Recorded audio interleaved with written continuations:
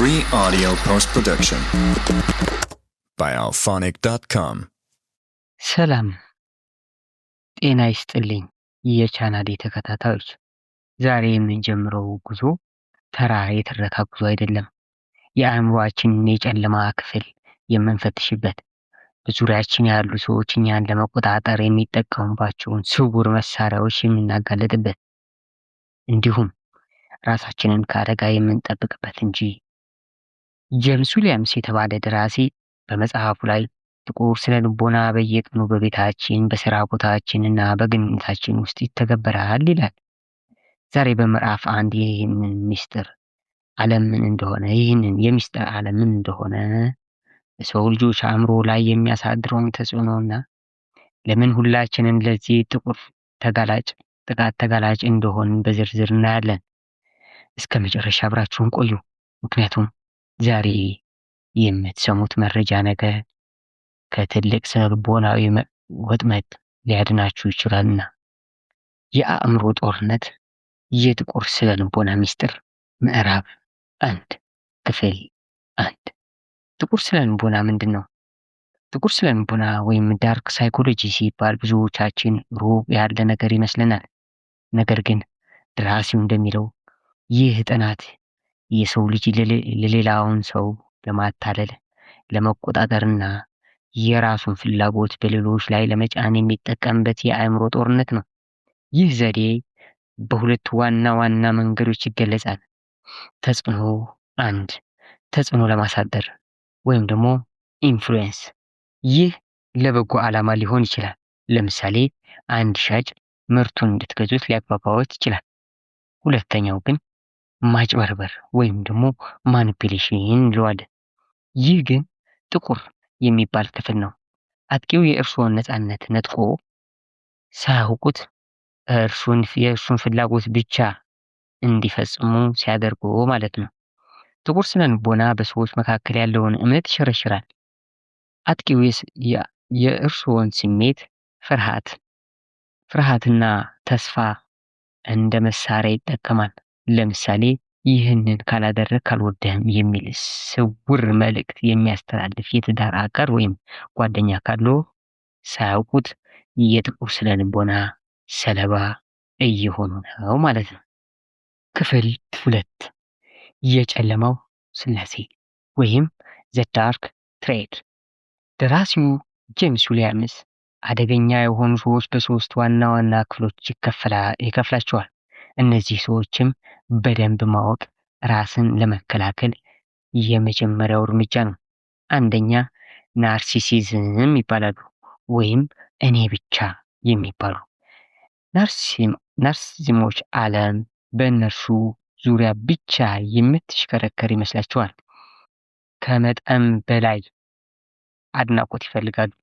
የእነሱ ባህሪ የሚጀምረው በፍቅር ድብደባ ነው፣ ላቭ ቦምቢንግ።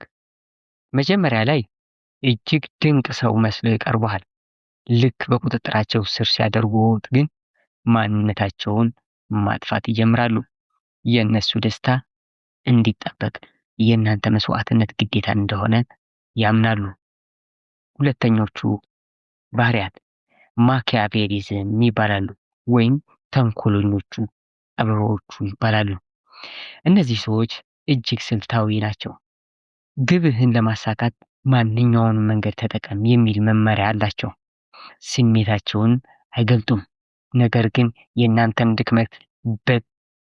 ድክመት በጥናት ይይዛሉ። ለምሳሌ በስራ ቦታ ስኬታማ ለመሆን ሌላውን ሰው በሴራ ከስራ የሚያስወጡ ሰዎችን የዚህ ባህሪ ባለቤት ናቸው። ለነሱ ሰው ማለት የሚጠቀሙበት ዕቃ እንጂ ስሜት ያለው ፍጡር አይደለም። ሶስተኛውና ከባዱ ሳይኮፓቲ ይባላሉ። ሳይኮፓቲዎች ወይም ቀዝቃዛዎቹ በረዶዎቹ የሚባሉት ሳይኮፓቲዎች ከሁሉ የከፉ ናቸው። ምክንያቱም በውስጣቸው ርህራሄ የሚባል ነገር የለም። አንድን ሰው ሲጎዱ ምንም አይነት የህሊና ጸጸት አይሰማቸውም። በጣም ማራኪና ተግባቢ መስለው ሊቀርቡ ይችላሉ፣ ነገር ግን ውስጣቸው ባዶ ነው። ለሰዎች የሚያሳዩት ሳቅ ወይም ሐዘን ትወና እንጂ ከልብ የመነጨ አይደለም። ክፍል 3፣ ተጋላጭነትና ተጽዕኖ። ጥያቄው ግን ለምን ሁላችንም ለዚህ ጥቃት እንጋለጣለን የሚለው ነው። ደራሲው እንደሚለው የሰው ልጅ ማህበራዊ ፍጡር በመሆኑና ሌሎች ማመን ስለሚፈልግ በቀላሉ ይሸወዳል። በጥቁር ስነ ልቦና ጥቃት የደረሰበት ሰው የሚከተሉትን ምልክቶች ይታዩበታል።